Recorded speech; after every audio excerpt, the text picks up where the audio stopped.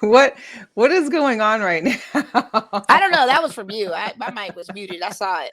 I don't even know. And I don't know. Hang on. There's so much going on. I don't know what changed and was doing things on the way here. There we go. That's what happens when you've been off for a week. The show, me, lose it. Hey, it is what it is, right? Welcome back to Girlchatsports, y'all. It's your girl, Mo and Mel. We are happy to have you with us. Of course, we back. We had a little break last week. My travels, busy weekend here in Las Vegas. We'll get to that after our guests. We got some hot topics, of course. We got NBA news, NFL, the free agency, both in the WNBA as well as the NBA. Some hot topics, some shows, some sneakers. We got all that. So let's just get the show started. I know if you're tuning in, if you've been in Las Vegas, if you've been a Lights fan, if you're a soccer fan at all, I know you've been wondering how our former mayor is doing and what he's up to. So we're excited to have on Mr. Tommy Olsen. Tommy! Tommy, what's up? Doing? I feel like I got something sticking up in my hair, but I guess I'm good. Oh, what's up, Tommy? TKO. What's You're happening? still the mayor. You're still the mayor. We I'm just all say trying. Cashman, but you're still the mayor. I'm out of office. I'm on sabbatical right now. So maybe I'll get to rerun soon, but we'll see. Well, you're still our mayor. That's not going to change. We are so happy to have you on. So we're just going to get right to it. What's up? What you been up to? What's been going on in your world? You left the Lights and you got an offer to go overseas. Let's talk about how that experience was. Let's just backtrack to when you got the call that you were heading over to Finland. I mean, that was a whirlwind for sure, especially for my family and everybody. It was pretty hectic. So I figured out I wasn't going back to the Lights pretty late on into the process. It was probably might have been early February, and that's pretty late to not really know what you're doing. Right. And I've kind of been planning, not necessarily for sure that I was going to come back, but I had been there 3 years, so I was like, okay, maybe something's going to work out. Obviously, they did the whole LAFC thing, and that's a whole another conversation, but pretty much got rid of the whole roster, and it left a few players like myself kind of in a lurch, what are we going to do? And I was looking to stay in the U.S., but obviously this was during COVID too, so there's a lot going on. I mean, we had 3 teams fold. I mean, for any minor, quote unquote, minor league professional sports, even major league, it's just you know how it is. COVID was just a nightmare. So anyways, I started looking overseas because I wasn't finding what I wanted here. And out of nowhere, my agent's like, hey, we have a guy who works out in Sweden and Finland, and there's this team, FF Jaro, who I had never heard of at the time. He's like, they're looking for a goalkeeper to come in and start. And he was like, it's in a town called Jakobstad, Finland. And I was just like, okay. He was just telling me this stuff. And I was kind of like, oh, this is nice. But I wasn't really it was just a casual conversation. And he pretty much ends the conversation by saying, hey, they want you to go and they're going to send you a contract. But you have to decide in 2 days because the deadline was in 2 days for them to bring in money. So I'm sitting there. I think it's March at this point, and they already have most of their guys there for preseason because they start season April 1st. So it's March for me, and I'm figuring all this out. And they're like, yeah, you got to decide. So I go home to my folks, and I'm like, all right, so this happened. Team in Jakobstad. I start Googling Jakobstad, Finland, all this stuff. I mean, I've never been to Finland before. It's just some country out there. You know what I mean? Obviously know it's in Scandinavia, so that's cool because my dad has Norwegian roots, and obviously I'm Norwegian. So, and we've been up there a few times, so that was good. But yeah, no, I'm looking at this place and I'm like, okay, whatever. And we had a couple long conversations back-to-back nights because I wasn't totally sure that's what I wanted to do. I mean, what was it big leap. It's a big leap. Yeah, I mean, it was it's an 8-hour flight from New York, and New York's probably 5 hours from here, so it's a long haul. And it was kind of just hey, this is the opportunity. I was down for a little adventure, and my folks obviously are really helpful and pushing me, and they're like, go for it, why not? You know what? You're not going to regret going, put it out. You're going to always regret not going. So got to a point where I'd call my agent back, and I was like, yeah, let's do it. Let's go. And sign the contract. And literally 3 days later, I'm on a plane to Finland. So there wasn't much time for anything.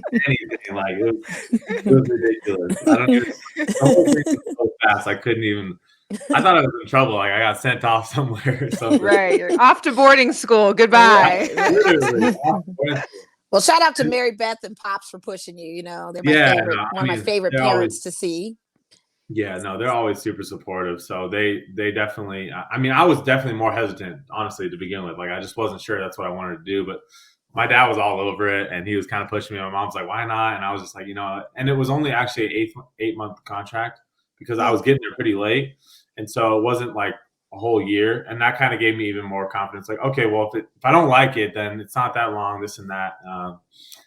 So yeah, I go to fly to Helsinki after like a bunch of plane flights, and I get to Helsinki. I have to take a 4-hour train ride from Helsinki, the capital of Finland, to Jakobstad, which is like northwest. And yeah, after all that, I'm taking a 4-hour train ride, and I'm in this country like whatever. I don't speak Finnish or anything. Just navigating, like sticking out like a sore thumb. Like where do I go?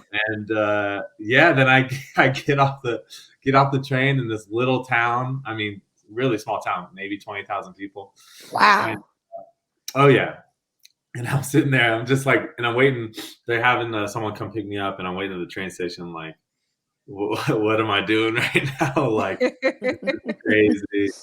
But the guy who picks me up, who actually is like, he works as their team chiropractor and all this other stuff, and really nice guy. And from that moment on, he was like showing me around. But the first day I got there, the weather was horrible. I mean, like sideways rain, like crazy wind. You didn't see a soul outside, like horrible weather. And that's when I was just like, oh my God, like I made a mistake, Mom. I'm home.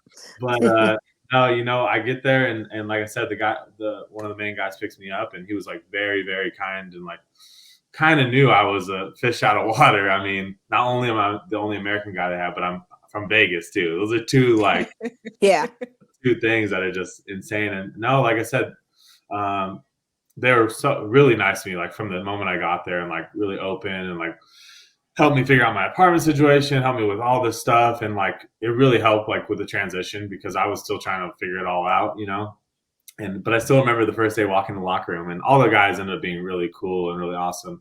But they looked at me like, what is this guy doing here? Like, cause they heard I was coming from Vegas and played with the lights and this and that. And they're just like, what is going on? But, yeah, it was pretty crazy. But like I said, the guys on the team were actually really good guys. A solid amount of them were from that area. It was like kind of an academy system that brought them up to us. Okay. Were there any other Americans on the team, or just yourself? No Americans on the team. But I will backtrack a little bit. One of the things that got me out there was 3 years ago when I played at Sac Republic briefly. One of the guys on that team had played for this team out in Finland, for the Jaro team. And so I saw that on his resume. So I called him, and I have a decent relationship with him. And he kind of gave me more confidence to go, hey, it's a good setup. People are really nice and all that. So that was one of the things, because they had an American play there before. But no, the season I was there was no Americans. But there was a couple of English guys, a couple of African guys, kind of, guys kind of from all over Europe. So it was it's always an interesting dynamic. But no, it's cool. I mean, like, when you have a good group of guys, you know what I mean, you're having fun with each other, like everything else is kind of easy. So yeah, but that first transition was something. But you know what? Was COVID very rampant out there still? I know, because like usually like European everything out there seemed to have been closed down a lot more than out here. When you went over there, was there stuff happening like that still, or as far as closures or no fans being allowed? Yeah, so because this was 2020, so March 2020, so it was pretty hectic here still, and I needed I don't know if I didn't need a vaccine at that point. I think they had a vaccine, but I get there and yeah, I mean it's a small town, so it's kind of like, I wouldn't say protected, but if one person has it, so everyone kind of they're laying low. But yeah, I mean everyone's wearing masks, and they're pretty aware of it for sure. But like when we went on the road to play like bigger cities, they had no fans. They had a bunch of rules, same kind of stuff. And I feel like people there were really like they kind of listen. There's no like whatever. They're just like, all right, we're not doing anything, this and that. Luckily, it was only like the first 3 or 4 games where we didn't have fans, and then it would kind of cleared away in the summertime. So it was all good. But yeah, I mean, that whole thing was definitely it was a challenge for sure with COVID, because then had to get the vaccine, and then you had to do all these different things, and then at the end of the season when I was traveling around, like it was crazy. Every country has their different rules and stuff. So Wow. So how was the competitiveness of you playing there versus when you were with the Lights? How did it kind of raise your level to be even more competitive for this new expansion team you're about to join, or you joined? Or was it that same, did it challenge you a lot better? Yeah, I wasn't sure. Like I said, I wasn't sure about a lot of things, and that was one of them. Like what the level is going to be like, and I was actually really surprised at like some of the talent on the team. You just don't know. It's not that I thought there was going to be bad, but you just don't know. Like you can get there and be like, oh wow.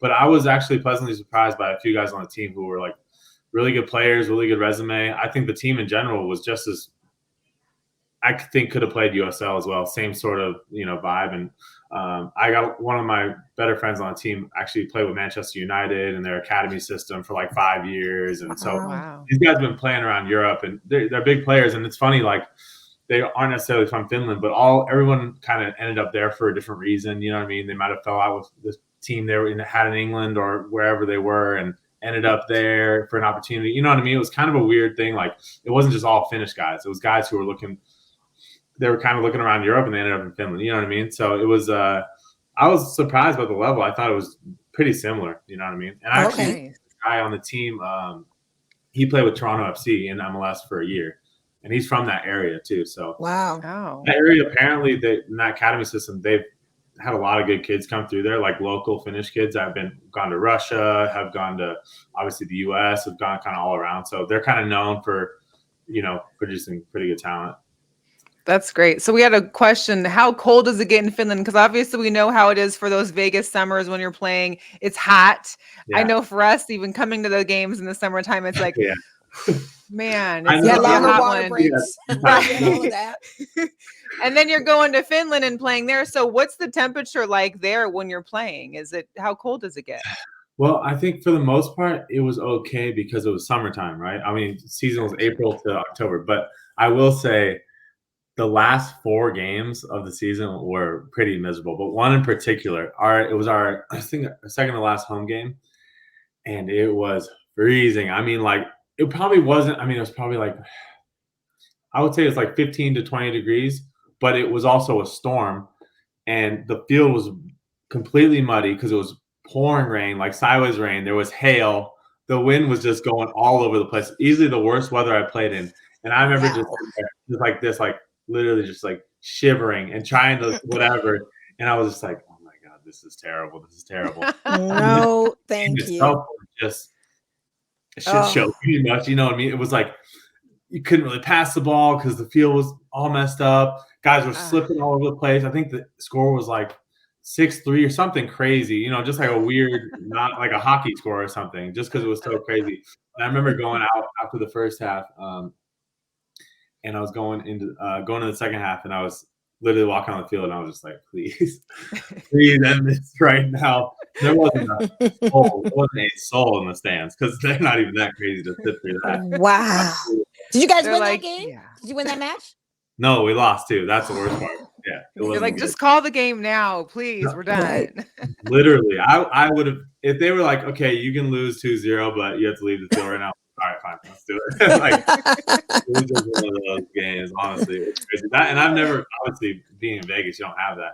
Extreme heat sucks, but when it's just like the bugs, the heat, the lights, it's not a good vibe. But yeah.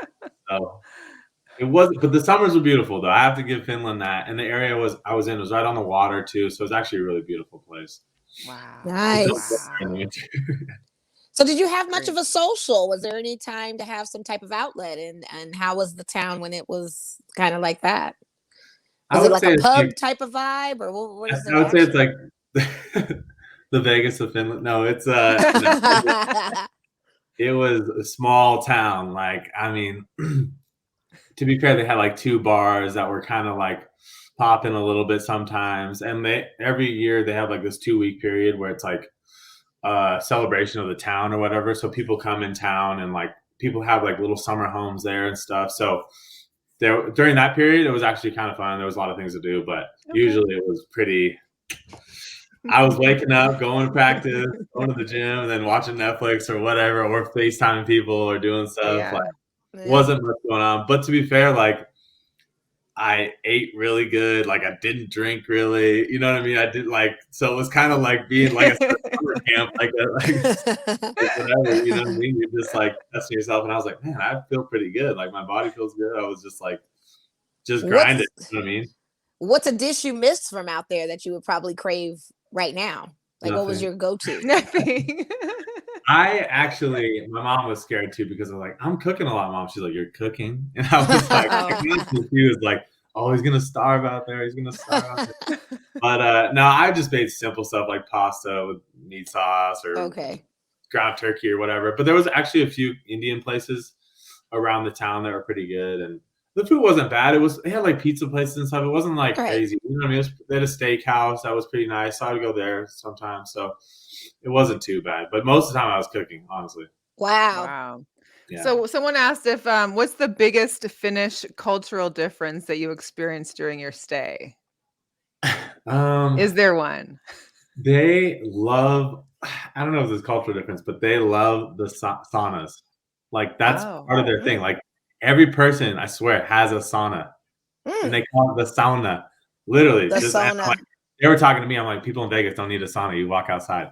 But they literally like would drink. Like this was kind of their fun thing to do. They were like, after a game or something, all the guys would meet up. They'd drink a couple beers, go in the sauna, jump in the water. Like it was like a religion to them every time. And that's what they did. That's just how they did it.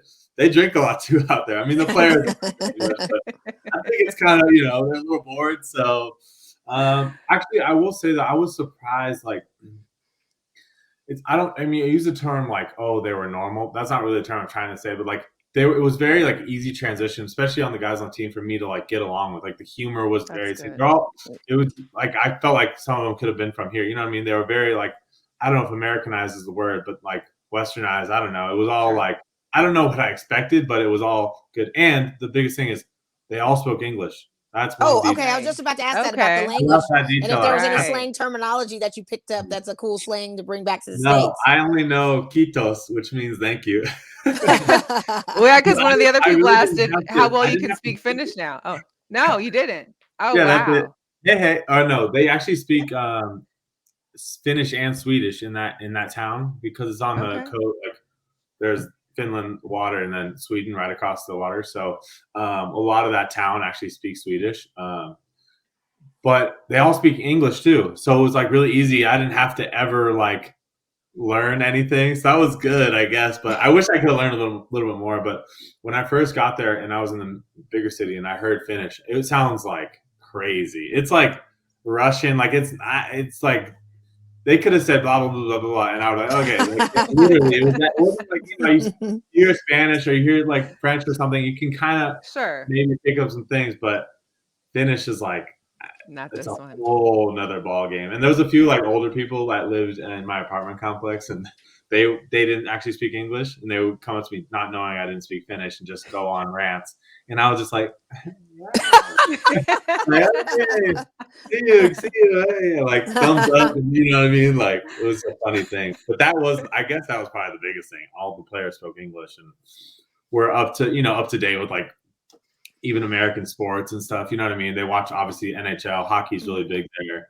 But a lot of them watch NFL like late at night, like Sunday nights or whatever. So it was pretty easy transition, I feel like, hanging out with the guys and stuff. Well, that's good. So how long did you think you were going to be out there till you got the call to come to Colorado? Or what was because I know you got that contract. Did they ever approach you about renewing or what? Yeah, so I was on a year contract and I had like talks with them about renewing. I think I was kind of always thinking it was going to be a 1-year thing for me. Like the season went well for me. Like, I mean, I played most of the games. I picked up a little injury, so I missed about like a month and a half, which was a downside. But for the most part, I played most of the games, and our team was pretty good. Like we had finished, I think, 4th, but the top 2 actually get promoted because in that league they have relegation and promotion. to the first league or the third league if you get relegated. So it's really like that competitiveness is a lot different than the U.S. Like you're playing for something, whether if you're going to win the league, okay, that's one thing, but you also can't finish the bottom three, otherwise you go down a league. Oh wow, yeah, so it's a lot more. I would say it's a lot more cutthroat, especially if you were having a bad season. Like it'd be like playing with the lights, and like even though we're losing, you wouldn't just be like, "What's to play for?" Season's over. It'd like you're like, "No, we have to survive the league so we can stay the next year." And that comes with money too. If you go up, you get money. If you go down, you lose money. So it's like this whole thing, and that happens in all these European countries. So I would say it's a little more cutthroat in general, just because people are invested, their money is invested. You know what I mean? It's not like, oh, bad season, or like NBA, we'll get the lottery pick. You know what I mean? Right. Then you have a reason to lose and stuff. So it's different. Kind of like a real Ted Lasso out there, with the relegation and stuff. No, 100%. That's exactly what it is. And it makes it that much more cutthroat, especially the higher leagues you go to, because they're like there's millions of dollars on the line. So that was an interesting thing. But I actually forgot your question. I was just ranting. But no, about how you got picked up, how you got over to Colorado. Oh yeah, so I went there and we had some talks with the FFPRO team I was with, and I just kind of was like, for me it was like a 1-year thing. Like I'm probably going to move on. And it was mutual too, because they had another goalie on in the squad who was ready to come up, and like they had a couple of young guys too. So it wasn't like they were pissed at me. They kind of understood where I was coming with, and they were really like, the exit meeting was really nice. Like they even talked to my Colorado coaches and stuff. It was very like, they respected my game and stuff. So I was cool, but I just didn't think I was like, I really didn't have much of a social life, and I was like, I need something, you know what I mean? Mm-hmm. I was considering going to a couple of bigger cities in Finland. That's kind of what I wanted to do if I stayed out there. Like Turku is a city out there. It's a pretty big city. Like, I don't know people, but like a proper city, Helsinki, obviously. And then this place called Vasa. So I was looking at those clubs because I was like, if I stay out here, I want that kind of feel, you know what I mean? And then I also was open to coming back here, you know what I mean? So. Oh, okay. So, yeah, I mean, it was like kind of wherever I got an opportunity. I wasn't going to, I mean, for me, I've never like burned a bridge, you know what I mean, too early. I always will be like, oh, yeah, I'm interested. Even with the Euro team, I was like, we'll see. Kind of, I'll talk to you. I didn't say no right away. And then I just came back here and started chatting with my agent, and we were looking at a few different places. And, this Colorado thing kind of just popped its head up, and I had a couple conversations with the coaches, and they did their research and stuff. So it was super random. It's not like I had like a special connection, but my agent just got in touch with them. And the money was actually better at this Colorado team too than it was in Finland. So I was like, you know what, that's cool. And it's in Fort Collins, which is like where Colorado State is. And it's a whole town, you know what I mean? It's a lot more and just easier. Like, right. Thinking about Finland, I was like, one thing I didn't enjoy is like, I was so far away that like I couldn't just get home. You know what I mean? Even coming to the U.S. was a challenge. You know what I mean? So I wouldn't say I would never go back, but I was kind of like I would rather stay closer to home. You know what I mean? Was that in between the time you had Lizzie's wedding? Because I remember she had a big wedding in New York. Saw the dress, which was fabulous. You always have to go weighing. She's amazing. Was that during the time? So you had to leave Finland and go to New York, or were you already done with your contract at that time? No. So actually, I got hurt like 3 weeks before that. And the running joke with my sister when I saw her at the wedding, she's like, "Really? You got a fake injury just to come here?" I swear. And honestly, like if I didn't get hurt, it's weird to say, but if I didn't get hurt, I don't know if I would have gone. So it kind of, I guess, worked out. I mean, it sucked that I missed so much time, but I had an injury and I wasn't doing anything. And the coach, I was like, "Can I go out to the wedding?" And he was like, "Yeah, obviously, whatever." So it actually worked out weirdly. Good. And actually it was in DC. The wedding was in DC. Oh, DC, yes. But it was beautiful. It was crazy. It was beautiful. That dress was fabulous. Yes. Yeah, no, it was a whole big thing. I looked at my mom. She's like, "You're not getting this kind of wedding. I hope you know." I'm good. That Washington D.C. wedding, Virginia, whatever. So, Well, it was awesome though. Congratulations to her. That was Hilarious. great. So this is the Northern Colorado team. It's an expansion team for the USL. I wasn't even aware that the USL was expanding. Do you know like how many teams? There's it just one, or how many teams you know of that are now expanding for the 2022 season? yeah, so this club is USL League One, so it's technically the league below, but it's they're thinking. I know the owner who just got into this club. He was considering whether he was going to buy straight into USL or do USL League One. They're pretty much the same thing. It's just the USL League One has like 12 teams, and USL Championship has like 30. And this owner was kind of on the bubble of what he was going to do, and I think that they want to start with League One. I think it's honestly probably more cost efficient, and they can build something. And I think I'm speculating a little bit, but I think they kind of want to move up as time goes on. But they're serious because Irvin Parra signed with them as well. And wow! Yeah.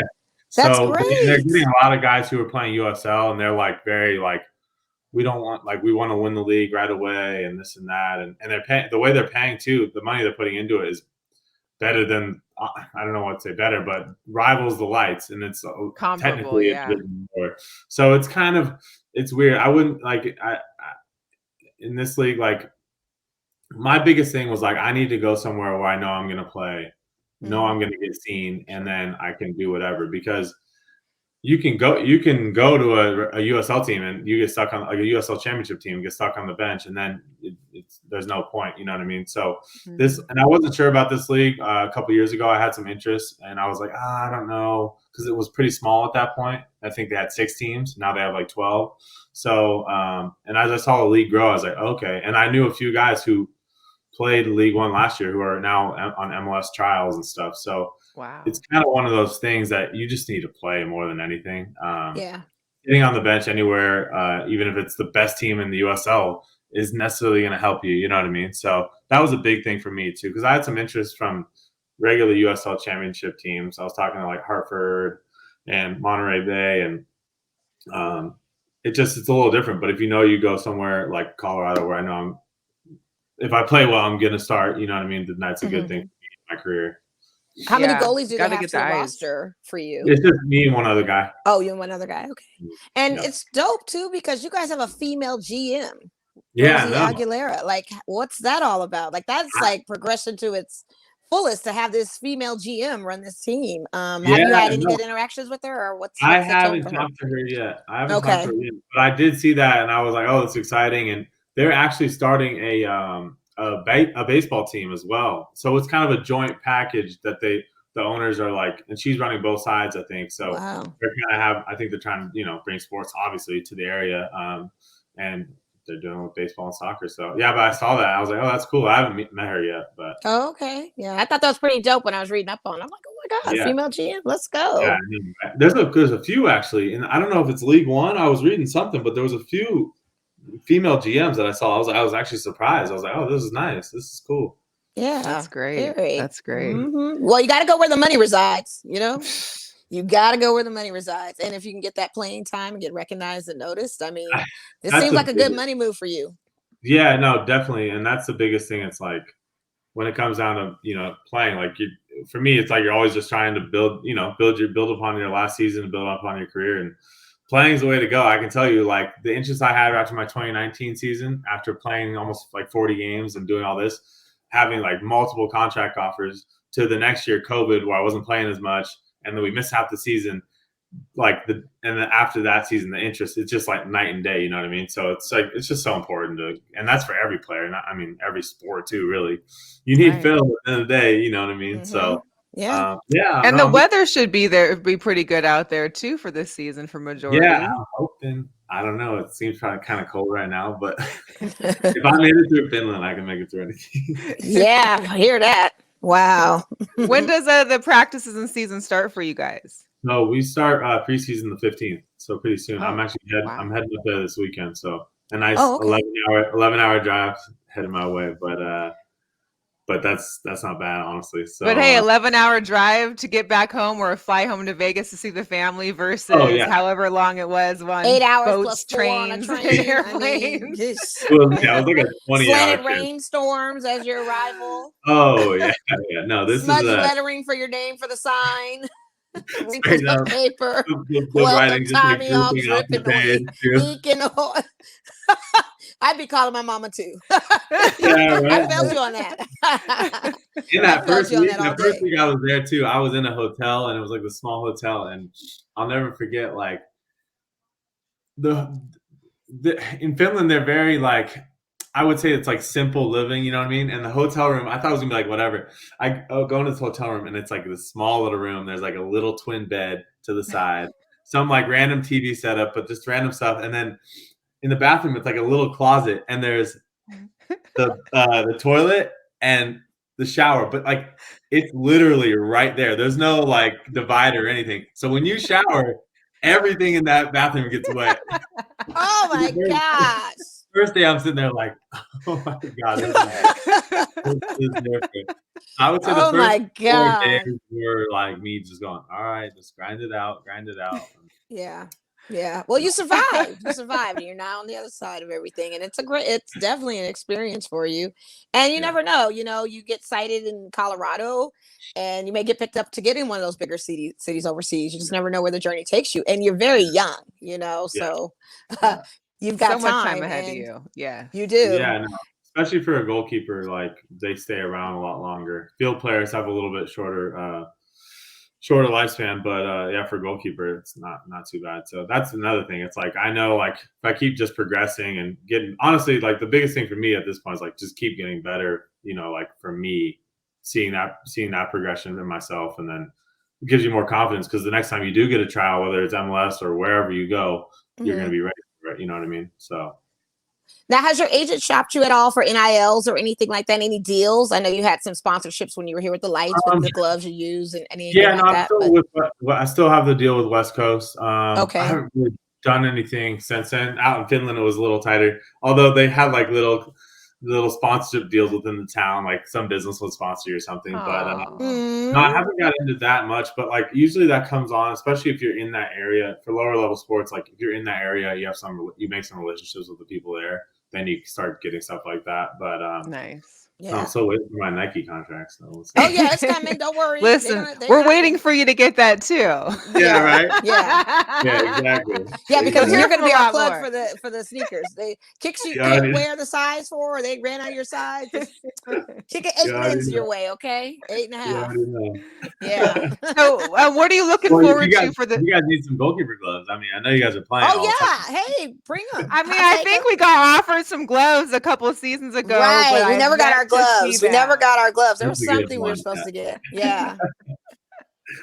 Never forget all day. I mean, those would be on the show just doing this for no reason, like. Yeah, right. Yes, slapping the gloves. What do you have expectation wise, or what are you hopeful for this new season and being back in the States and just kind of coming full circle and trying to get back out there as far as with eyes on you and getting seen, and for the team, for a new team.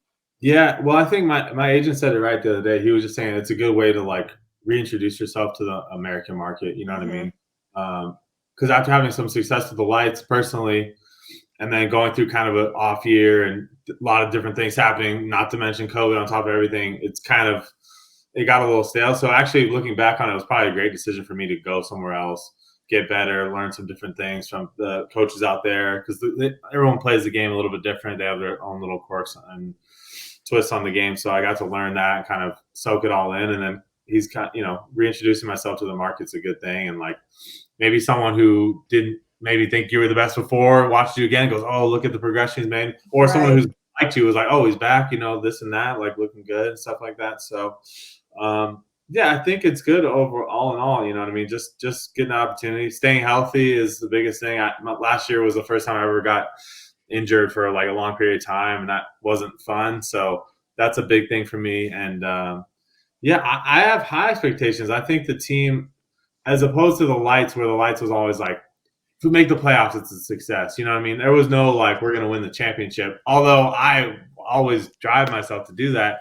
Right. I think at the club there wasn't necessarily that sort of push as like maybe some of the top clubs in the USL, like a Phoenix or a Tampa Bay or whatever, Orange County. They're always like we're going for the championship. But with this Northern Colorado team, like every conversation I've had with the coaches has been like, hey, we're spending money, we're doing this, we're getting guys like Urban and other guys across the USL to win now. You know what I mean? We don't want to like build something. We're given the green light from our owners and managers to go out there and win. And whenever you hear that from coaches, and especially the coaches that are there, they're younger guys. I think it's like their first big opportunity too. So they're really hungry.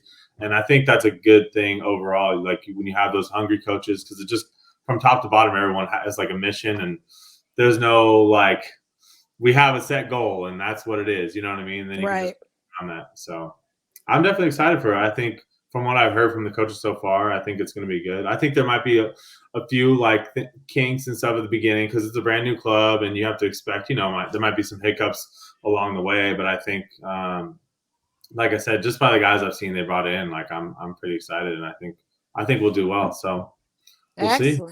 Excellent. Absolutely. Great. And you have a birthday the day after Super Bowl. So yeah, you're early happy birthday because Valentine's Day. You're a Valentine's Day baby. Valentine's Day baby. Valentine's, Thank you. And then the next day I start preseason, so it's happy birthday. Oh, nice! Wow, yeah, right. Nice. Killer in the preseason for sure. We'll celebrate big while you're here in Vegas still, and then you can, calm it back down when you get out there to start training.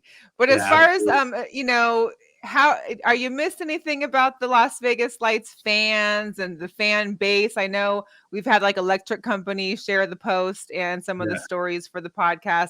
I know Llama Dude was in here earlier watching the show. Like, is there anything in particular that you miss about the Las Vegas scene and the Las Vegas like soccer fans? Yeah, for sure. I mean, all the time, honestly. That was like you never know what you got till it's gone, right? Like you have that like when you have that support, and like I've had such a good time, obviously 2019 year when all the fans were there and everything, and the team was doing a lot better and had some success, and obviously my family was there. I mean, I would always do that if I could, you know what I mean? If it was up to me, I would make that happen. But at least for me, like you look back and you're like, oh, well, I wish I was back with the Lights. I wish I was this, but like at least I had that experience, you know what I mean? Yeah. Because you never like it could have not happened. You know what I mean? So I look back on it obviously with like such great, like, great feelings about it, the whole thing. You know what I mean? Even though there were so many hiccups within the organization. And changes. Oh my God, the changes. Who would have thought we lost Ronaldo and then go to another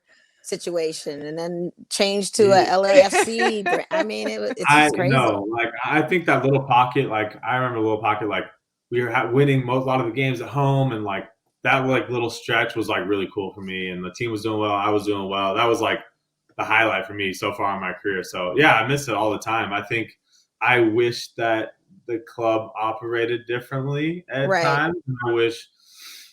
I mean, put it this way, if I was running the club, it would be a lot different, and I think they wouldn't be in the struggles right now that they're in. But I get it's a business too, so it's always a balance, and that is what it is. So who knows? I mean, I think hopefully one day I could play in Vegas again. I don't think it'll be for the Lights. If I do play, I think it'll probably be for an MLS team, best case scenario, because I think from what I'm hearing, that's going to happen. So so that would be amazing to have you back or something. I don't know what's going to happen to the Lights, and I'm sure they're a little nervous about that as well. But I hear MLS teams coming because I know that Aston Villa is a team in the English Premiership. Their ownership group is looking to do the expansion for Vegas. So I hear some traction for that. So hopefully one day I'll be back here playing in Vegas again. That'd be sweet. That would be good. That would be very good. Yeah, because I know we miss you. Everybody misses you. Yeah, we will be on the sidelines for sure. I have to ask though, personally, we had a passing of one of the llamas. I believe it was Dottie. Yes. Do you miss the llamas? Do you miss that whole thing with them too, with the Lights? I just have to know. Or the Vegas productions itself. The money grabs, all of the hippity hoop You fly with start the out few. with, oh, the llama died. Do you miss it? Yeah. Do you miss it? I'm not gonna That say was no, it's the Mo's llama. favorite part was the llamas. I'm sorry, Tommy, but it wasn't necessarily you. Her love has always been for the llamas. That's okay. You know what? I didn't mind the llamas. I hated everything else along with what came with it. And You know for me, I like them. I managed it pretty well, but the llamas were the least of my I concerns. know. I know. Although I didn't like to hold the llama during the pictures. I'll tell you that. I was like, dude, I'm not holding the llama. You take it. That llama almost bit a few players a few times too. Really? I didn't know the girls could get violent like that. Yeah, You they know, go girls down They were there. always scrappy. nice to me. They were cool with me. So maybe because we had a mutual kind of thing. You know what? I don't mind the Vibe llamas. with each other. The llamas are cool. R.I.P. R.I.P. Right? Man, I was shocked. I was devastated. Everybody was texting me too about it, Tommy. Oh, are you okay? Did you hear about Yeah, the llama was pass? I tough. was like, yeah, it's sad, but life goes on. We've got a That's new right. one, and we just move on. Yeah. So, did you guys go to any Lights games this year, or how was that? I went to a couple. I haven't had a chance to. It was different. I mean, obviously the fans are still there. It wasn't as large of a fan base, I think, just because of COVID too, still, and the pandemic. And they did have a few more like promotions. Like now they had like Toyotas. If you owned any kind of Toyota, you could park it behind where the players' seats were. So that was a little interesting. Vegas is always going to come up with something to bring in the crowd. So there was a couple of promotions that were interesting, but it wasn't the same. I'm hoping that it can get back, but I know with their partnership with like the LAFC, they're playing more games out there and there's not as many here. So it's kind of like, yeah, I'm hearing that like this year they're actually going to play games out in LA or something like that. Some games. Yeah, that's how they had started out. Yeah, that was what they were doing. I mean, it's tough. I could go on a rant about that. I yeah. And to be honest with you, Tommy, the Raiders came here, so I kind of had shifted my focus to. No, I mean, at the end of the day, it is a USL soccer team, so not people aren't. No, but not for nothing. It was definitely for you and to see Electric Company and to see all of that. And I had intentions on going because the Lights games go hard. They had official sponsors. I was loving the rituals of the games, but badly for like the Electric Company and the diehard fans who are always there and who really just enjoy soccer at the end of the day. That's their thing. People have the Knights, people have the Raiders. That's their thing. So I feel bad for them because everyone knows. I talk to coaches all the time and people I used to play with, and they all know the Lights had like one of the best fan bases. Easily in the whole league. It's not even like easily top 5, if not the best. You know what I mean? And I'm not even saying that because I played there. I'm just saying because I played at other stadiums, and you literally had games in that like league where you went to some places and there wasn't like. They were mostly academy teams or second teams, but there wasn't a soul in the stands. Then you go to Lights games and everyone's like, oh, snap, it just feels so much better. So I don't know. They just deserve so much more. And like, I know because I was playing in front of them and I was like, that team deserves a championship or something, at least a properly run, situation. But it's frustrating when, I'm happy that Danny Musovsky, my friend who plays at LAFC, went in and out of the Lights lineup because that's good for the city. But it's frustrating to have players living in LA, training. Right. They're all from LA, and they're going to Vegas on it's like a kids tournament. Like, oh, we got to play a game in Vegas, and they leave right after. Come back. Yeah. That's just unheard of, and no other owner and no other franchise would allow that to happen. And I know the USL, it doesn't like it either. The USL is not happy about it, and they can't do much. But I know they were like, put it this way, it's not going to be a permanent thing. They're not going to let that happen because it's like, it takes everything away from the game. You know what I mean? It's almost like a rent a team for the weekend kind of vibe. Right. Yeah. I need like 6 subs stat. Thanks. Yeah, right. Exactly. Yeah, we need a couple we'll just get some random guys and give them jerseys. I mean, that's really what it's coming down to. It's at least it's hard to play like that when you're not able to practice with each other, Yeah. How do you? At least when I was there, everyone was living here. We had a core group of guys, and the fans got to know these guys over time, and so they build relationships, and then they care more. It's not some sort of mystery. That's with every fan base. Raiders, Knights, I don't care, or the Aces, whatever. The players have been there. They build relationships. They go out to these community events. They do this, and then the fans are actually invested in the game. It's not just a football game. It's like, oh, I really love this guy. He's my favorite player because of X, Y, and Z. Like, I'm a diehard supporter. You know what I mean? So, anyways, I just wish they got a little better deal. But I do think better days are ahead. So. Well, and maybe it's a preventative move in that maybe if MLS does come here, that the Lights would have, maybe there's another city within the LA area or county that they'd want to move to, and it's a preventative thing, or it's, that's probably what's going on. I think that's a good point. That's a good point. Yeah. But yeah, hey, it is what crazy. it is. What are you gonna do?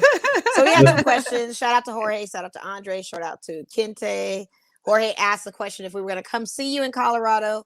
That may be a possibility. Yes. Give us if we know we have gloves coming, we'll be there. Even if we didn't have the gloves coming, we want to be watching with gloves on. Yeah, like so we're ready, doing our thing, you know. Mm-hmm.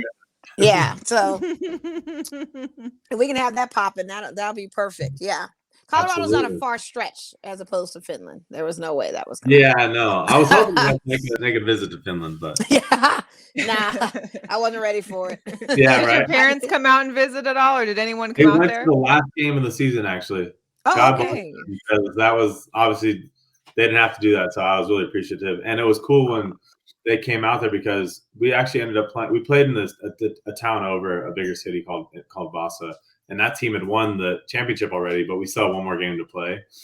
And they have a nice stadium, so it's a good environment. And we actually won the game 1-0 as well. Oh, so nice. Yeah, so they were in the stands for that, which was cool. And then we drove back together to where I was living, and they kind of got to understand what I was talking about because I was just Zooming them all the time. They didn't really, you never get a full grasp of the situation until you're there. Yeah, right. You should have taken them back to the hotel. The full bathroom and shower. The bathroom shower thing. No, they did not stay at that hotel. Good. I'd have been like, don't stay at that one. You guys won't make it. Yeah, absolutely. Oh my goodness! Wow. Well, Tommy, we appreciate it. We've got some more topics. I mean, I know we've already been talking. We told you we'd probably talk for like an hour. I know. I told you when we started. I said we have to catch up with Tommy. It's going to be like an hour. I already know. Like it's so much to say. All good. I need to get into some of these topics, though. Yeah, let's go. Let's go, man. What you got? Okay, so what were you talking? You mentioned earlier about the Bucks and the Lakers. Yeah. I mean, the Lakers are playing tonight. Because I know Mo. I want to hear what Mo has to say. I think that's. The Lakers are playing tonight. I mean, they're playing against Portland Trailblazers. They're actually up tonight. So Portland has like 5 guys. I don't think they can feel the feeling good, but they're playing in Portland. My friend called me yesterday. Shout out to C. He was like, "Hey, I know you're home from work. Are you watching these Bucks and Lakers?" My response was no, because I already looked at the score.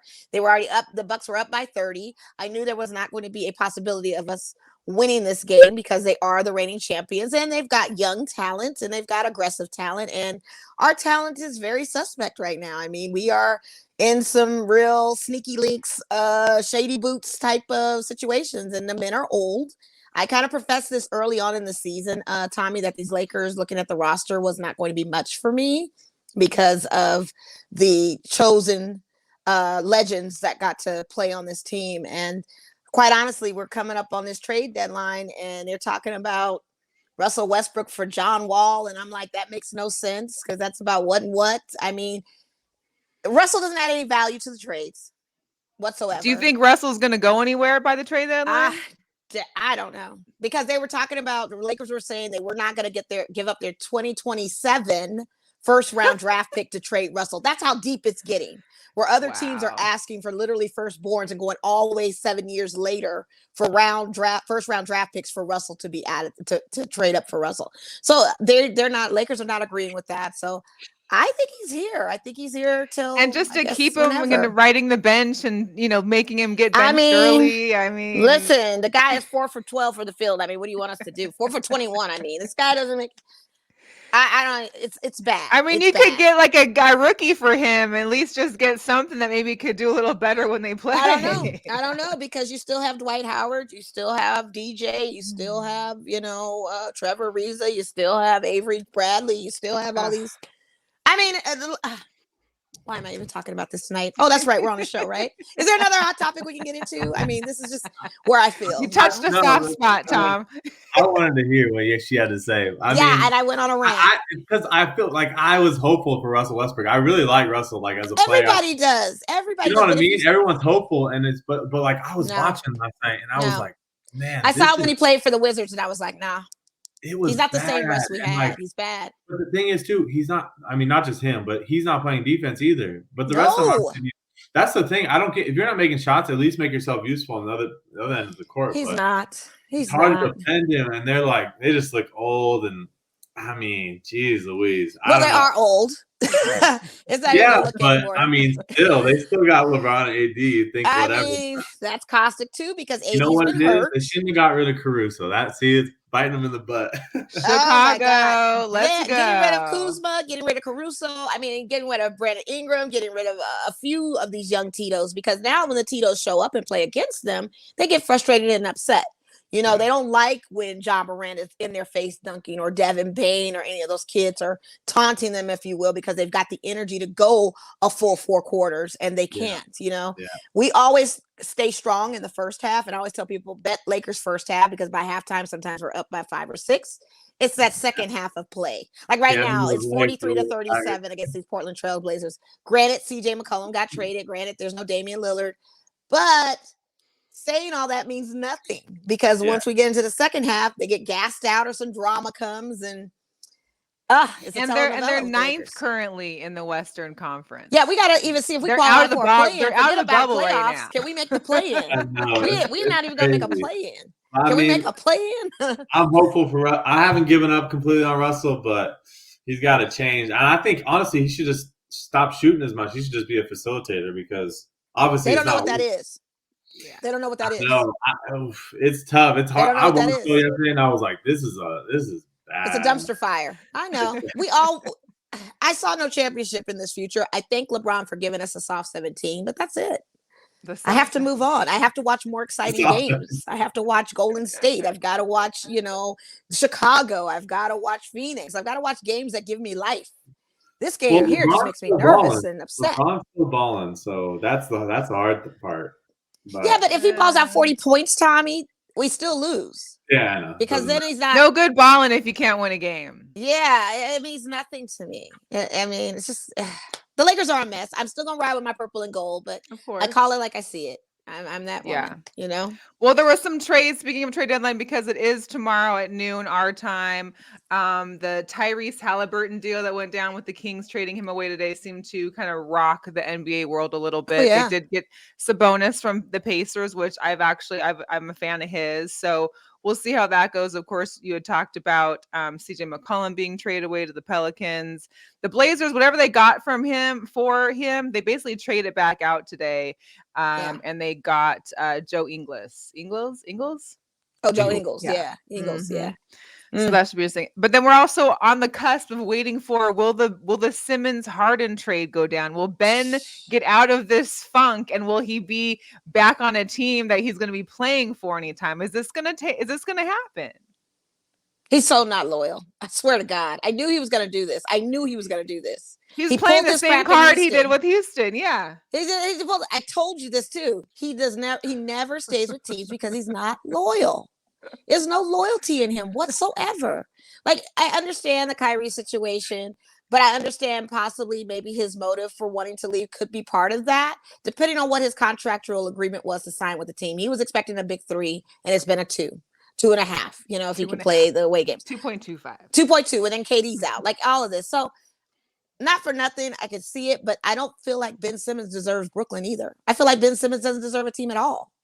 Like, well, it sounds like the Nets are requiring a lot more than just Ben Simmons. And they need to. He has no trade value because he hasn't shown anything that he's brought to Philly because guess what? We haven't seen him. He hasn't played. We haven't seen him.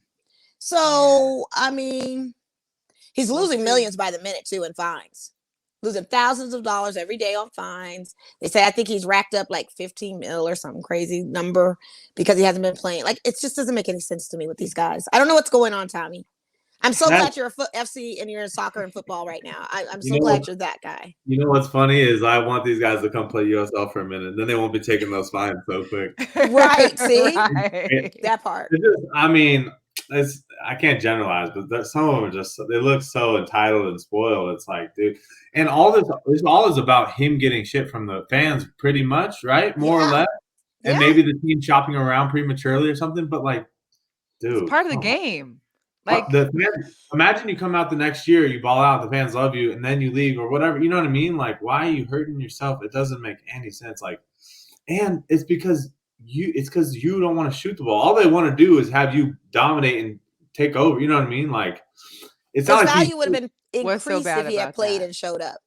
They could have let him go. Like, it's so soft. Like, I don't know. I agree. So sorry. Like, especially with all that money you're making, like, your life is good. Like, I'm sure you have other things to worry about, but like, financially, you're fine. Like, you're a baller. He's athletic. Like, he's gonna be. You know what I mean? I just don't understand the whole thing. And yeah, I don't know. I'm not shocked about the James Harden thing because those three guys, KD and Kyrie, I just think those three guys are each individually going to do whatever they want always. And I just think it was a tough thing to ask them to come together. Was it an unrealistic ask? Was that an unrealistic ask to have that? I think so. I just think unless they won like right away, if they had won like the first year maybe or whatever, obviously COVID adds a whole nother dynamic. But yeah, I mean, because they're all kind of the same player a little bit. I mean, KD's obviously probably the best player, but like, and KD, I think, plays a little bit more defense. But, like, I feel like Harden and Kyrie are kind of the same dude. Mo's phone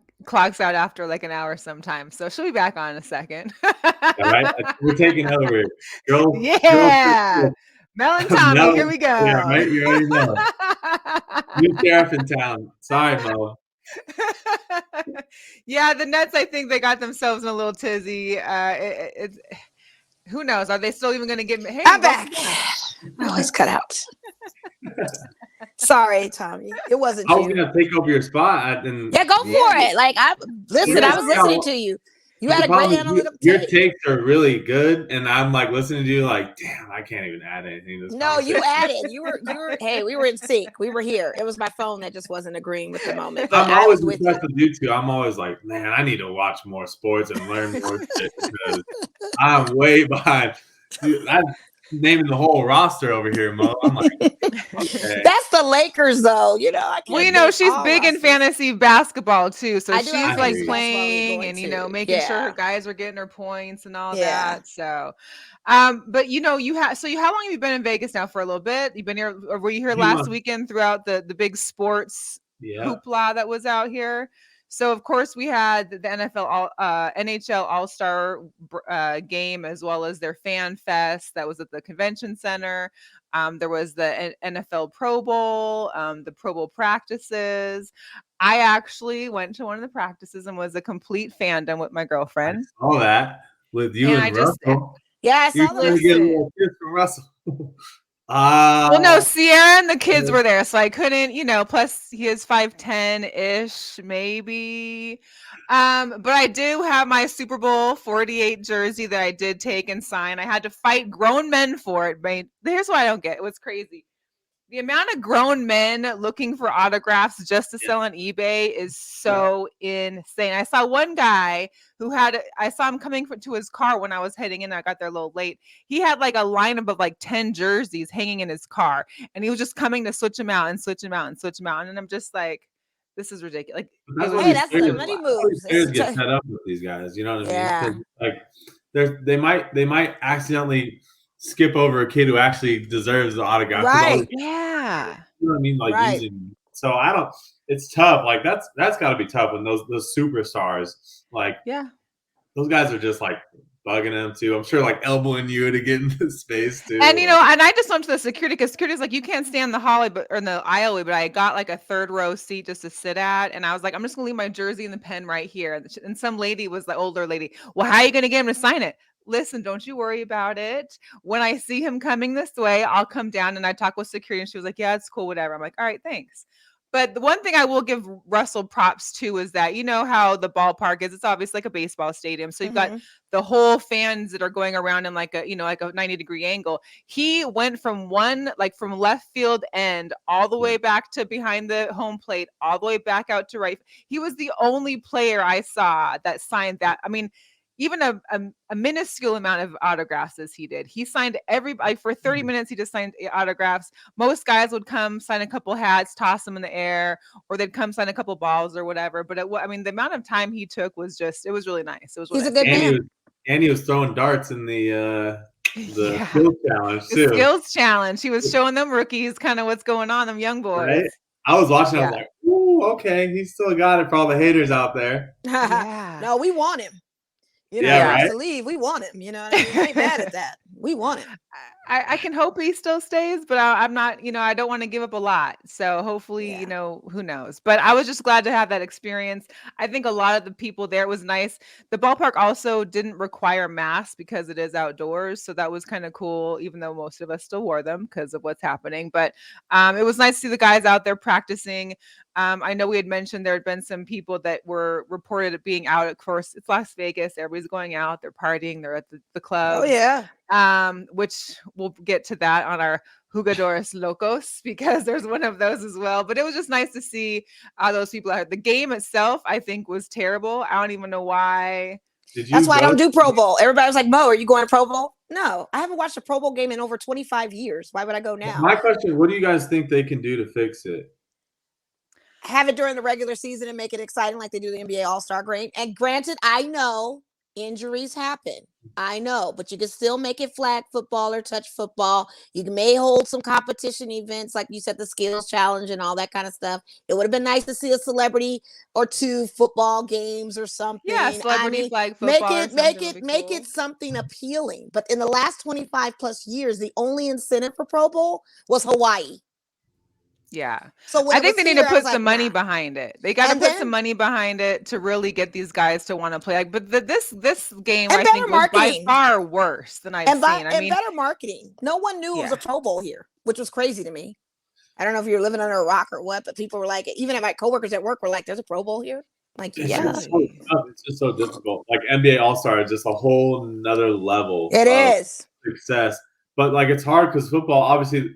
They probably do need to get more celebrities involved and all that. They but like do. the game itself is like you might as well do 7-on-7 with flags, like literally some sort of like, and have different guys play different positions because like I don't blame the guys for not going hard. Like the last thing you want to do is get hurt in the Pro Bowl. Absolutely.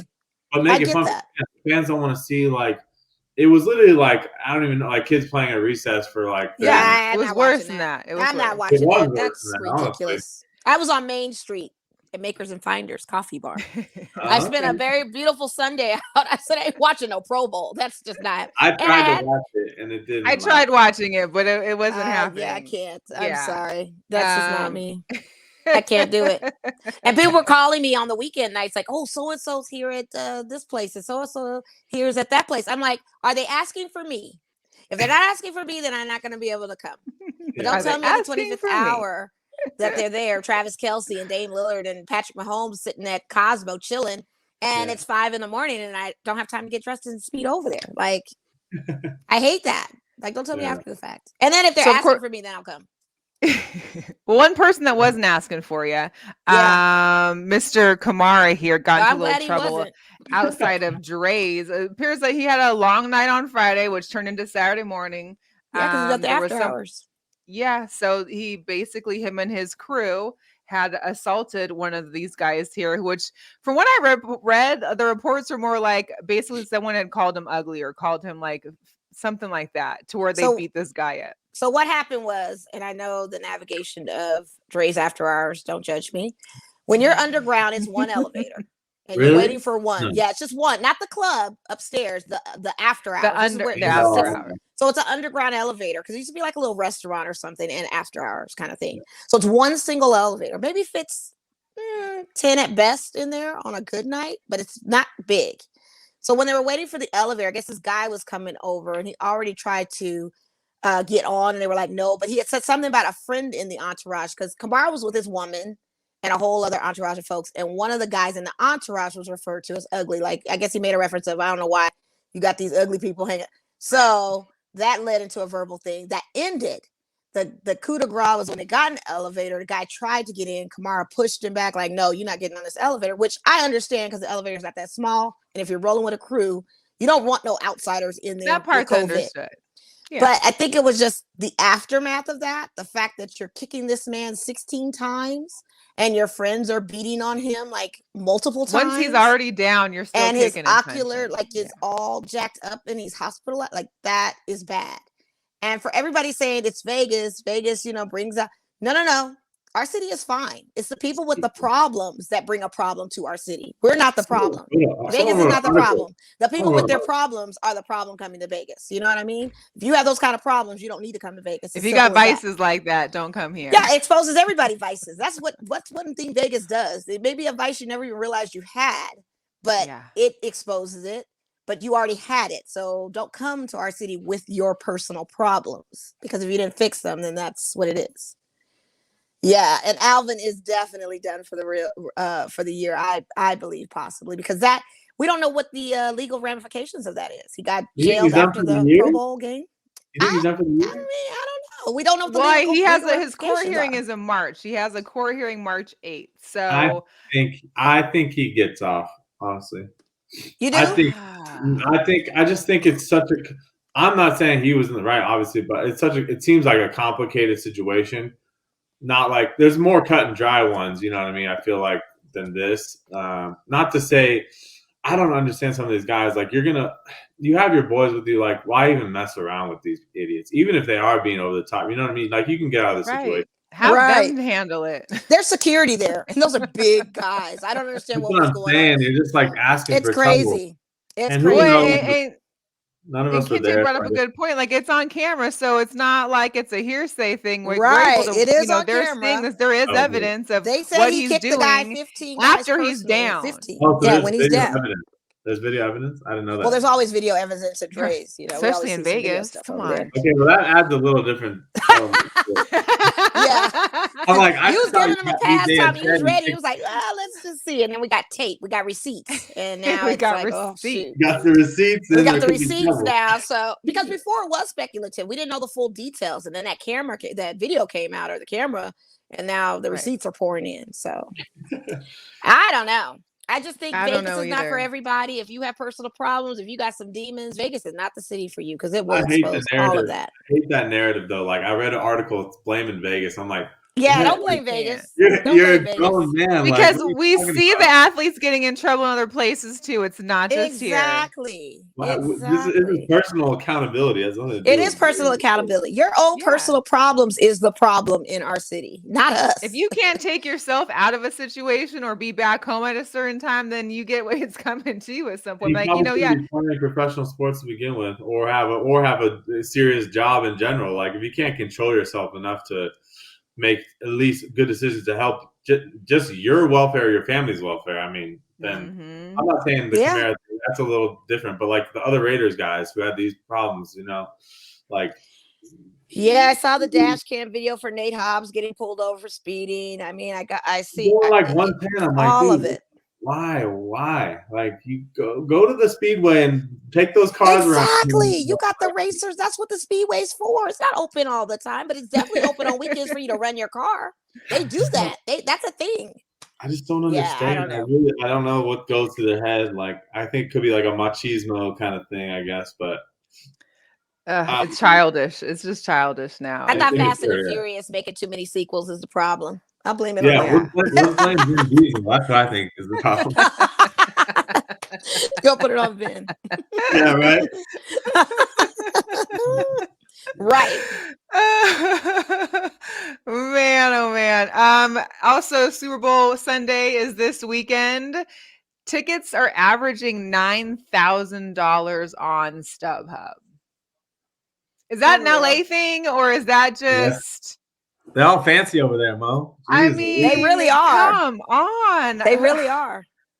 Was it Ocho Cinco that was like, what fan can even afford to go to these games? And that's a fact. Like, who's really cheering at these games? Like, everything to be it's an entertainment. It's an entertainment thing. And I think with the halftime show being what it is, which is very exciting.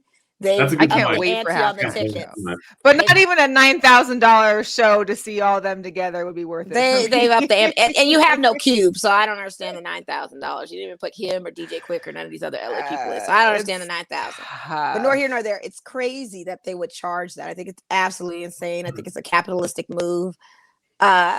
What's the fan base looking like? Because I'm reading that certain Ram fans couldn't get tickets. They weren't able to even opt to buy in for tickets to represent, and it's going to be more Cincy fans there. Like, I don't understand it.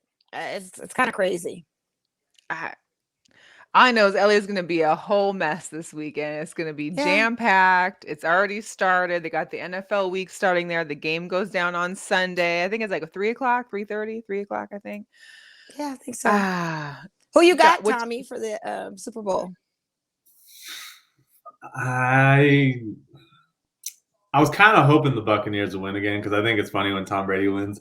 But I'm thinking it's got to be the Rams. I think. I don't know. I don't really care necessarily. I think Joey B is fun to watch. It's funny in general. So and obviously super talented, but I think the Rams are just the defense is too good. Like I don't know. Yeah, they got 99 problems, man. Yeah, Aaron Donald and Von Miller, like those guys alone, like they're gonna get a bunch of sacks. So I don't know. And Cooper Kupp's going to be open wherever he's at some point. But I think it's also dependent on those air balls up or something. But I think it's put it this way: if the Rams lost that, I think it's going to kill that team. I mean, geez Louise.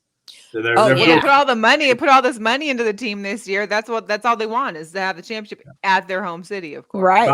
If I was betting though, I got to take the Rams. I just think they're too talented, top to bottom. Like every position. I mean, every position. They don't really have many weak spots. Obviously, Weddle's playing safety, but still, like, didn't Eric Weddle led the team in tackles last game? I think the defense, and he just came out of the beach or whatever. After 2 years ago, When you have your weakest, quote unquote, weakest player doing that, like, I don't know, they're just stacked. Really, they're stacked. Well, Mattress Mac from Texas, who likes to bet on the Astros and stuff, he did place a $4.5 million bet on Cincy winning, which pays out $7.7 million. It's no over under, just straight bet of a win. He put $4.5 million. He's predicting that it's going to be Cincinnati. I personally don't have no dog in this fight, so it's kind of like whoever there has the fight in the dog, I guess, if you will, to win is where I'm going. But hopefully it's a good game. I don't want to see a blowout because then I'm going to be snacking and gaining more weight. I need it to be good. Wanting to turn the TV and watch something else, So I hope it's good. If the Bengals do win, though, what a story for Joe Burrow. Oh yeah, and that is the story. Like that is a great story. And Jamar Chase, like that's just crazy. That would be insane. That in 2 years they win a Super Bowl and whatever they won the national title to. That would be unbelievable. Yeah, that'd be insane. But I mean, I don't know. It would be tough. I mean, it's no doubt his toughest game. So we'll see. We'll see what happens. If he's a real deal, I got to give it to him. He's an LSU guy. It's like a brother from another mother. I mean, if it's close, I think it could. I think if it's close at the end or tied, I feel like they have a chance because I feel like with Joe, he has like he's ice. Like he has no fear, no nothing. He'll go do it at the end of the game, and I'm just happy we're not seeing the usual suspects in the Super Bowl. I'm glad there's Tom Brady's are gone. I'm glad that there's no. It's nice not having the same suspects. But speaking of Tom Brady, he did mention today on someone's interview that he hadn't decided, he still hasn't closed the door on having a potential return. So he's leaving the door open still to and maybe coming back one day. Like, come on. Please don't. I mean, please don't. I don't know. What team you going to go to? The Jets? You want to help them out? I mean, if he really wants to come back, do charity work. Do charity. Go to the Jets. Go to the Texans. Go do charity work. Go to the So you're telling me if the Raiders are like, hey, Tom Brady, one more year, and he was willing to go. Listen, if he was active and there's not a long pause, like knowing the Raiders, we would take him 5 years later when he's been sitting on his duff not doing nothing and he won't be as effective. If it was an immediate pickup, then I would be for it. And you trying to say our team needs charity too? We kind of do. But I'm just saying, like, if he does it, let it be immediate. I don't need it to be 5 years from now, like he's getting a call off the couch and may still not have it. And that's where our luck will fall. We get him and he's throwing interceptions. It's not the same. Like, no, it'd have to be immediate if he's saying this noise. I hear you. For me. Yeah. Yeah, it's tough. But good question, Tommy. I mean, listen, we were expecting him early on when he was still, shopping teams before the Buccaneers thing. He had shopped Raiders at one point, That would have been nice, but Although retired Brady, I don't know. Hey, I'm a believer in DC, baby. I know you aren't, but I am. I know you. I watch your Twitter. You always Twitter. You always capping for Derek Carr. Always. You always capping for him. And I want to go in on you so badly, but I think you're overseas and you're lonely. So I was like, I'm not going to say nothing. I'm not going to argue with this kid. I'm going to let him. I'm going to let it rock. I understand how he feels. I'm going to let it rock. I'm not going to go in this battle. It's not that I don't mind Carr. It's not that she just prefers somebody else, anyone else. No. It just frustrates me. We have a new coach now, Josh McDaniels. This is a whole Patriots revenge thing. I feel like something's going to happen with our team. New GM from the Patriots, new head coach from the Patriots, new defensive coordinator. I think our offensive coordinator, I think Greg Olsen's gone too, which is fine too. But we'll see what happens this upcoming season. We just have to see. Yeah, whole new coaching, whole new look. Yeah. Shout out also to Max Crosby, who won the defensive player, the MVP for the Pro Bowl. I think the only person other than he might be the only person that was hitting, I think, during the game. Well, good. Somebody had to show up. So. You got one tackle, so they had to give him the MVP. Yeah, they had to. He got the one. They had to. Thanks for playing the game, Max. Everybody else didn't get the assignment. He was like, flag. I thought this was tackle. So bad. So bad. And if you're going to play flag football, wear the flags. Like, just make it so we're pulling on something. At least we know. At least so we know. We were at the Shrine Bowl and we saw the kids playing flag football. And it was exciting. And the girls were playing harder than the guys in the Pro Bowl. And it was exciting to watch. The Shrine Bowl was good. Those NFL, because they also had more flag football playing, I think, at the Pro Bowl halftime too. That was good. It's too much. So, but then some good news: the Eli and Peyton Manning are getting their Manning ESPN2 show for Monday Night Football is getting extended for 2 more years. So we'll get to have Peyton and Eli for 2 more years. I enjoy them. I like the outtakes, really. I think it's the best part. It is. Now, Tommy, I know you got to go. We don't want to hold you because I see your 15 minutes. But we thank you so much. Where can everybody find you real quick? Yeah, Tommy K. Olsen 1 on Twitter. I know if you want to hear me back up Derek Carr, you can find me there. But you tweet again, I'm going to chime in. I'll engage. Yeah, right. Derek Carr's #1 fan. Absolutely. Hey, I just like to protect guys who I think get a little really. They're good guys. He's a good guy. Like, he's got a great heart. I mean, he's a very nice guy. He's like you. He's a great guy. But I just. Yeah, right. No, I hear you. But I appreciate you guys having me on. It was always good to talk to you guys, and we'll definitely be in touch now that I'm not too far away. And absolutely, we got to come back. We miss you. We do. Best of luck for you on the new season. We'll definitely try and catch you. Hopefully, if we can watch one somewhere, or even if we have to make that trek up to right. To I think the game is ESPN Plus too. So it's nice. Nice. Awesome. All right. And then next time I'm on the show, we'll be in person, right? So we'll see. I don't know. We kind of like this streaming thing. Yeah, it's not bad. We'll meet up for a visit. Maybe we'll meet up like on Fremont or at one of the bars maybe we can do a or broadcast something. That way, go live or something. I hear you. I hear you. But we like it. But we do need to see you close up for sure. Absolutely. Yes. All right, guys. All right. You take care. All right. Be easy. Right, bye.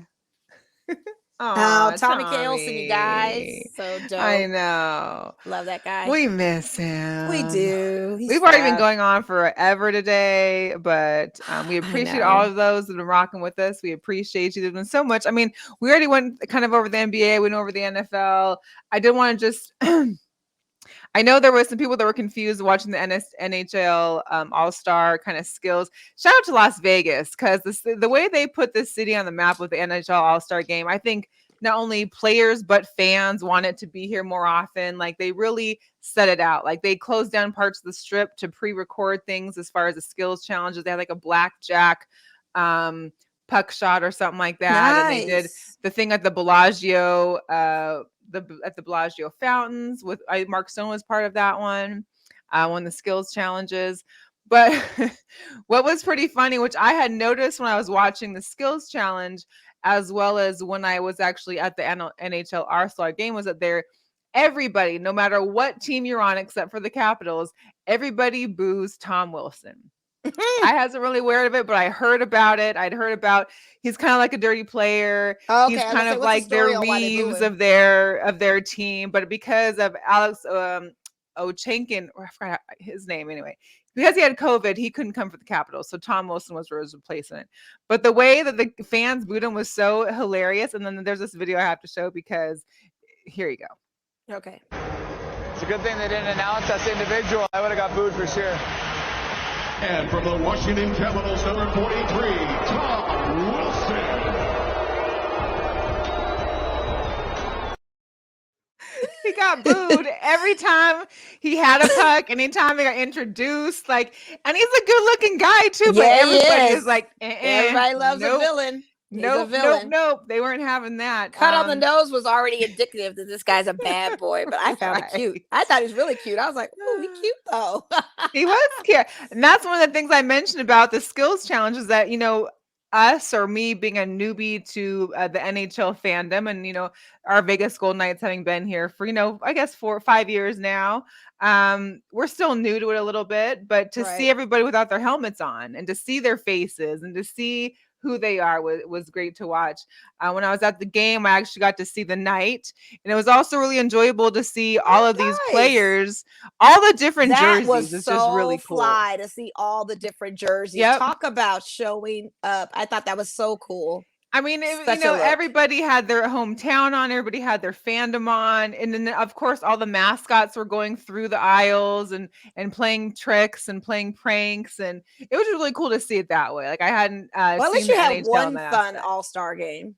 But you had one, and it was cool that you were able to double up and do that, have an eventful weekend with all of that. It was an eventful day. That was all in one day. So yeah, quick outfit change from the Pro Bowl practice to the NHL All-Star, which was amazing. Shout out to coworker Catherine because she had an extra ticket. So it was just a dope experience, and I'm glad I was able to catch that.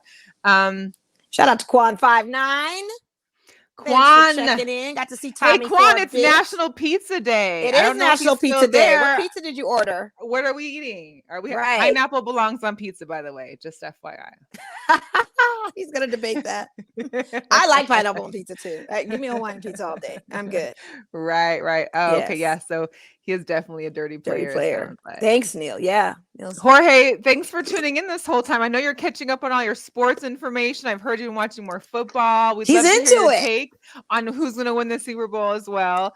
This is a marathon show because we've been gone for 2 weeks. We had so much to cover. We had a great conversation with Tommy. Right. It's been a lot, but I think we've covered most of the main things to talk about. Of course, the Winter Olympics, though, that's been on. Yes. Big stuff. So I know Americans we weren't doing great like we usually are in the Summer Olympics as far as in the medal rankings. I think as of today, I saw earlier before the snowboarder won gold. We were like not even on the top 8. Yeah. But I'm hoping after some more of the snowboarding and skiing happens that may change. Well, it's very dry in Beijing and a lot of artificial snow is coming into play. So just even performance factors, in on that as well. Right. And, it's a sad, bitter Beijing 2022 Olympics because Shaun White, our famous X-gamer, he has announced retirement. He's out. This is his last Olympic Games. He's going to be doing it these games. Yeah, but he's been there since we were. I mean, I was young. I know. It's time. He's calling it. He's been there for a minute. Yeah. The U.S. did take silver for the first time ever in figure skating team. However, so we took silver. Russia took, or the ROC took first. I think Japan took third. However, the ceremony was supposed to be yesterday, but because one of the Russian team players tested positive for drugs, they delayed the ceremony. So there's a chance that if ROC gets punished or taken down, that we could win a gold for that, which, hey. Can't be. I'll take the drug technicality. Yeah, right. I'm all over that. That. And of course, you had talked about. You had sent me something about Leslie. Leslie Jones. We love Leslie's commentary. NBC tried to step in and put the kibosh on my girl.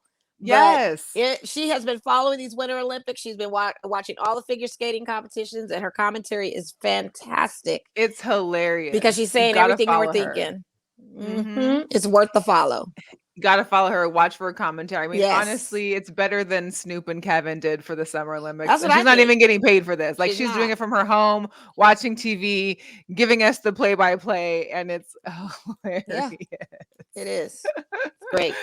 Let me see. We went through a football. Yeah. Oh, We did. the Aces, our Aces. Oh yes, we got Aces news. We got Aces news. So not only current Aces, Kelsey and Chelsea and Derica are all with Team USA for the FIBA World Cup qualifying tournament, which is in DC, and it's basically I think the 10th through the 12th. Also on the team though is Angel McCultry and Kayla McBride. So former Aces are also on the team. Nice. Yeah, I'm excited for that. And it was announced today. It was announced today that Derica is actually going to be playing in the All-star celebrity games, right? Yeah, that's going to be good. She's cool. on Team Walton. I wasn't sure which Walton was coaching. I'm hoping it's I don't know. If it's Luke. I don't like either one. I'm not a Walton fan. The Walton family. Of course not. You're a Bulls person. Why would you be a Walton fan? Yeah. And of course, Liz Cambage headed to LA. Well, we knew that was coming, that she was going to go somewhere. It was just a matter of where she was going. When they announced Kia Slocum as renewed her contract, it gave her actually a full freight contract. I was like, oh, well, Liz is going somewhere. Yeah. Liz is gone. Well, Kia Stokes. Oh, Kia Stokes. I'm sorry. Not so Yeah. Kia Stokes. But here's what I'm curious on. They re-signed her for $115,000, which seems a little high. I don't know. Maybe I'm wrong. We saw her play some, huh? Oh, they re-signed Kia Stokes for that. Yeah, but she was effective when she was in for those limited minutes. I was wanting her to be. That's why I need to see more because it was limited. So I need to see more. Other than that, we only have Jisoo, who's still obviously in Korea playing. Yeah. Are we keeping her? Does she stay? Who knows? There's not a lot of moves on our end because I know they re-signed Rakina. Yeah, Rakina Williams is back. Yeah. And I can't remember who else there, but Asia, of course, got her contract, which is great. But can we talk about the Phoenix Mercury? I mean, go for it. These guys going in with Tina Charles, Diamond Shields, on top of Brittany Griner, Diana Taurasi. I mean, they have to. They lost a championship game to the Sky. Squad. They are coming with power now. They are not trying to lose the season going forward. And I just want an exciting WNBA season, and I think it's going to be headed that way. I think the West is going to be it too because Liz goes to LA, but they also got Jordan Canada. I think they just got Kennedy Carr, Katie Lou Samuelson from Seattle too. So there's moving parts happening around here, and it's going to be interesting to see what happens. I think the WNBA draft is this Sunday as well, so that's going to be interesting to see what happens. But let's just get into a girl power before we get some sneaker drops on here. And where did I put that? Oh yeah, so 15-year-old Kamila Valieva, I believe she's from the ROC, Russian Olympic Committee. She became the first woman ever to land a quad in Olympic history on Monday. Here's that.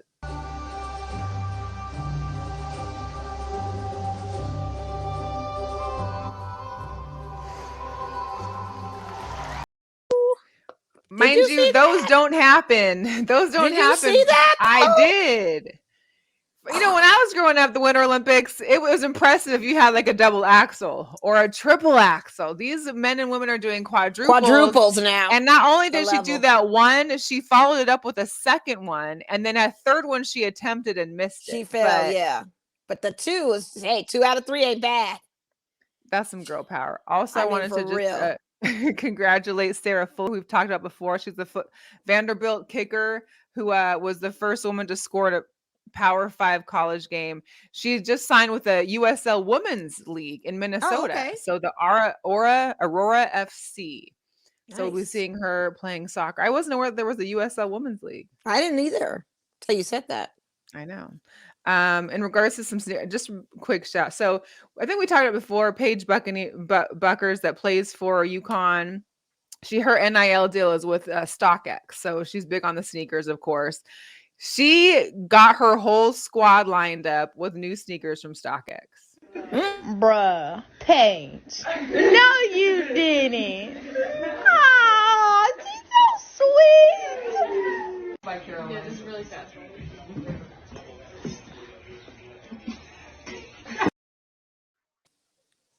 Yeah, as you should. If you get a deal with StockX, everybody's coming up. That's the way it's supposed to work. Sure. I'm sure it's tough for those girls too, because they got those are some big shoes. Well, they got to wear the men's sizes all day. I mean, that's just where it goes. Definitely. Yeah, it's a lot. So, getting into some sneaker drops real quick because we're already pushing all of it. I found these to be interesting. The I saw those. The Chronom, I believe, and the Blazer Those low. are So there's a black and there's a night maroon. Like, are those really like screws in the back there? I mean, I believe so.